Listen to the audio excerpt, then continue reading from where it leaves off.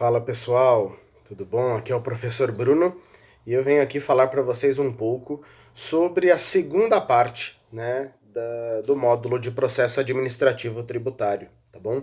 Hoje a gente fala um pouquinho sobre fiscalização, né, e sobre alguns temas que vão complementando aquilo que nós tratamos no vídeo da primeira parte, tá bom? Na nossa aula a gente falou sobre, por exemplo, o conceito de fiscalização. Né? A fiscalização ela é parte da fase não contenciosa tributária, né? Aquela fase unilateral do procedimento tributário, e ela é essencial para o lançamento de ofício de qualquer tributo, perfeito?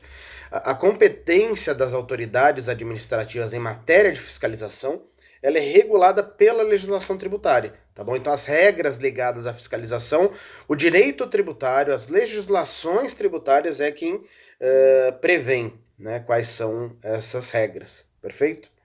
Além disso, né, o auto de infração, né, ele é o fruto dessa fiscalização e muitas vezes ele é a matéria a ser questionada pelo fisco. Né, aquilo que o fisco está questionando por parte daquilo que vem sendo feito pela empresa, tá bom? Então é muito importante o auto de infração, perfeito? Além disso, nós temos os sigilos, né? O sigilo comercial, primeiramente, que é oriundo do direito comercial. Então havia uma previsão de que a empresa não seria obrigada a informar coisas ligadas à sua operação comercial. Então havia um sigilo ali. Porém, isso começou a entrar em desacordo com o processo administrativo tributário, porque a forma como o fisco conseguiria verificar se o tributo está sendo corretamente feito, corretamente recolhido, seria com informações comerciais da empresa, perfeito? Já que muitos tributos incidem sobre lucro, sobre faturamento, tá? Sendo assim, começou a haver essa discussão, né? Até que o CTN afastou completamente a possibilidade das empresas invocarem as regras do Código Comercial, dizendo, não, isso está violando o meu sigilo comercial. Não, o sigilo comercial previsto no Código Comercial não se aplica quando se tratar de assuntos tributários, porque é direito do fisco averiguar as informações que dão base à tributação. Senão seria muito fácil. Eu sonego o tributo e depois digo que, olha, eu não quero passar as informações da minha empresa por conta do sigilo comercial. Perfeito? Ficou claro? Além disso, nós temos outro tipo de sigilo, né? Que é o sigilo profissional, ligado ao dever de informar, tá? Então existem algumas pessoas, né, por conta da sua profissão e da sua atividade junto à empresa, que ela tem um sigilo que pode não obrigá-la a passar informações ao fisco. Segredos esses ligados a cargo, a ofício, a função, magistério, atividade, profissão. Um exemplo muito simples, né? E eu posso falar dele com bastante propriedade por ser advogado. Se eu sou advogado da empresa, eu tenho informações da empresa sigilosas, tá? Se por conta de eu ser o advogado da empresa, eu recebo informações sigilosas, eu não sou obrigado a passá-las para o fisco, tá? Eu tenho esse chamado sigilo profissional. É diferente de quando eu, por outros meios, ficar sabendo, tá, das informações, e eu não posso falar, mas eu sou advogado. Se eu não sou advogado da empresa, eu sim estou vinculado a ter que passar informações, perfeito? Mas se eu não sou advogado da empresa, eu não sou obrigado, tá? O sigilo profissional, ele só atinge aqueles que têm essa função ligada à empresa fiscalizada. E além disso, há o sigilo fiscal, que é o outro lado da moeda. Se por um lado eu sou obrigado a informar ao fisco certas informações, por outro lado, o fisco não pode divulgar as informações fiscais de uma empresa. Perfeito? Então esse sigilo fiscal recai sobre o fisco, para aquilo que ele ficou sabendo por conta daquela fiscalização não chegue aos demais, né, por meio de algum tipo de investigação que está sendo feita, e aí isso vai parar num jornal, por exemplo, numa revista, não pode. Esse é o famoso sigilo fiscal, tá bom?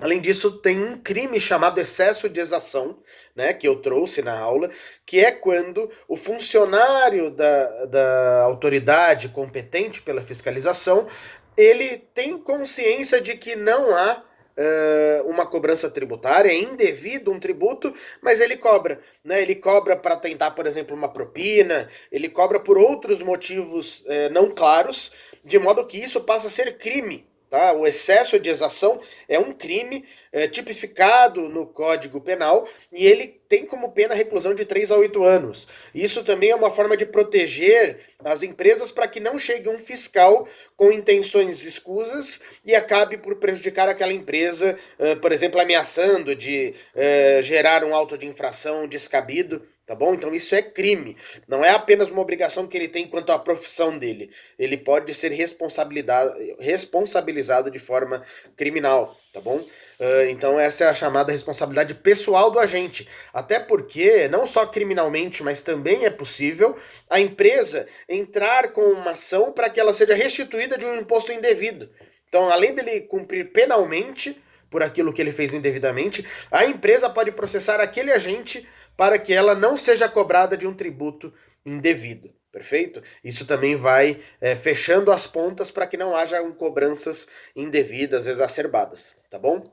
Além disso, eu falei sobre o que deveria constar num auto de infração. Quando eu pego o auto de infração, que informações vem nele? Então ele vai ter a identificação do autuado, vai ter local, data e hora da lavratura deste auto de infração, vai ter a descrição do fato que deu origem a este auto, né? A infração que constitui o auto.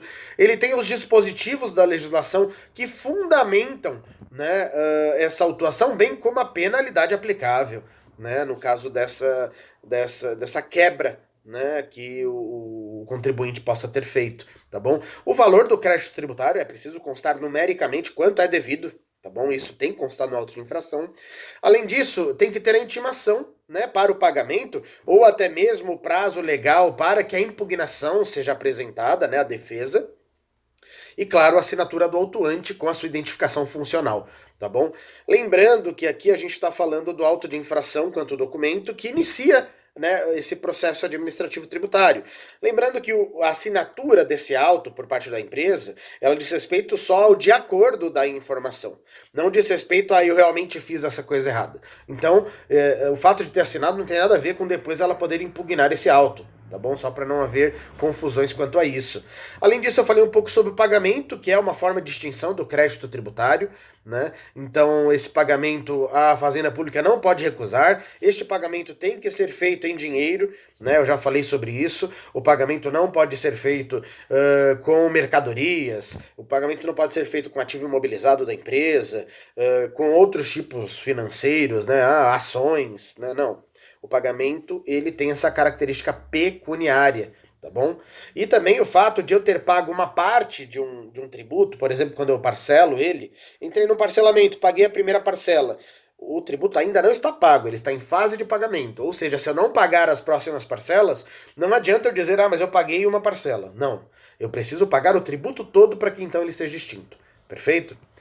Além disso, falei sobre os parcelamentos, né? Parcelamentos estes que podem ser ordinários, que são aqueles que simplesmente vão parcelar a dívida, né, inteira em divisões, né? Então, X parcelas daquele valor todo. E tem os parcelamentos extraordinários, que são aqueles que, além de dividir a dívida, ele ainda traz benefícios, né, para atrair de fato os contribuintes que estão devendo, para então, né, também por seu lado, o governo, né, ter entradas, né? Então, além da divisão, ele tem redução, por exemplo, de juros e multa, né? Então, são alguns incentivos com essa ideia de conseguir mais entradas pro governo, né? Então, o ente, ele tem interesse em receber. Então, uma forma de fomentar esses recebimentos é abrir mão de multa e juros e receber pelo menos o principal que era devido, tá bom?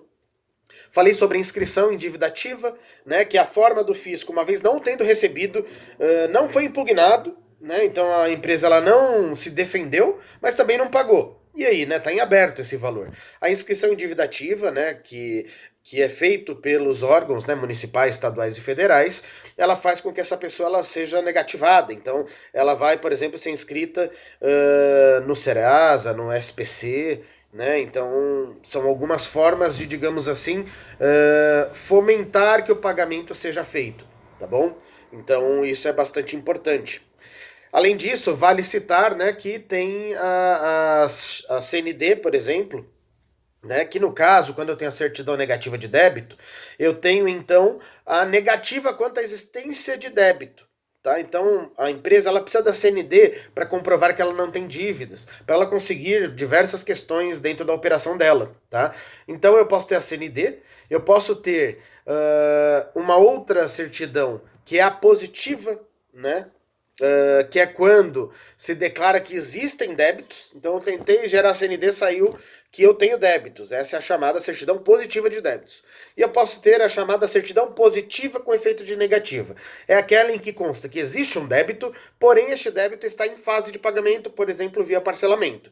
De modo que a empresa ainda possui débitos em aberto, porém esses débitos não são cobráveis, pois já está sendo pago. Perfeito? Então eu não posso cobrá-la. De modo que com essa certidão, muitas vezes a empresa já consegue operar, né, e fazer as coisas dela, porque ela não tem nenhum débito em aberto. Ela tem apenas um pagamento em andamento. Perfeito?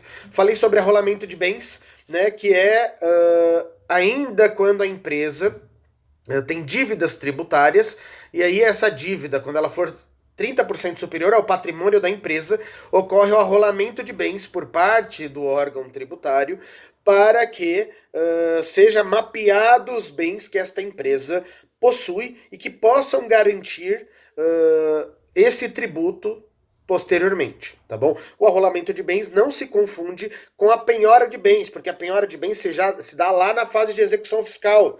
Lembra? Após o término de todo o processo administrativo, né, não houve pagamento, houve inscrição em dívida ativa, por exemplo, chego à execução fiscal. Aí sim eu tenho a penhora, né, que geralmente ela segue uma ordem quanto ao que cobrar. Então ela pega primeiro dinheiro, depois títulos, pedras preciosas e metais, imóveis, navios e aeronaves, veículos, móveis que a pessoa tenha, direitos, ações.